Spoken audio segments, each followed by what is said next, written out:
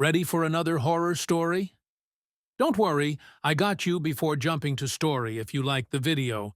And content, please give it a like, subscribe to the channel, and leave a comment that will support this channel.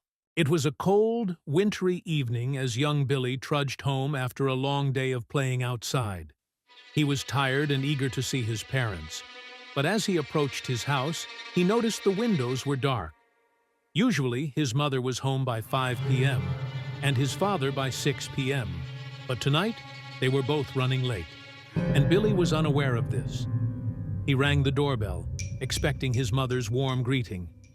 The door creaked open, and a figure stood in the doorway.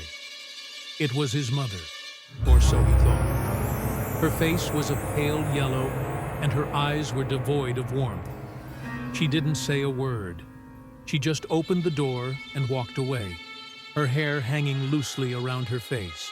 Billy, puzzled by his mother's strange behavior, entered the house. He called out to her, asking what was for dinner, but she didn't respond. Instead, she stood motionless in the kitchen, her back to him. Dismissing it as a sign of tiredness, Billy went upstairs to freshen up. After changing out of his sports clothes, he came back downstairs and noticed the house felt unusually cold. He shivered, wondering why the heating wasn't on. He went into his room and froze. The figure that looked like his mother was sitting on his bed, head bowed, hair obscuring her face. A foul, decaying smell filled the room. Billy, concerned for his mother, suggested getting her woolen shawl. She remained silent, her eerie presence unnerving him. He hurried downstairs to fetch the shawl, but just as he reached the bottom of the stairs, the front door opened and his real parents walked in. Billy stood frozen in shock.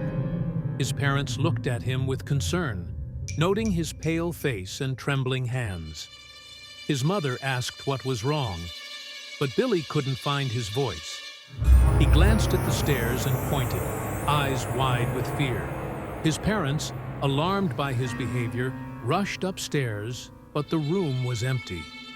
The air was still cold, and the unpleasant smell lingered. They tried to comfort Billy, but he remained silent, the terror of what he had seen rendering him speechless. From that night on, Billy always called his parents before coming home, ensuring one of them was there. The family never spoke of the incident again, but the question lingered. What was that figure? And what would have happened if his parents hadn't arrived when they did? I guess that will remain a mystery to be unfolded.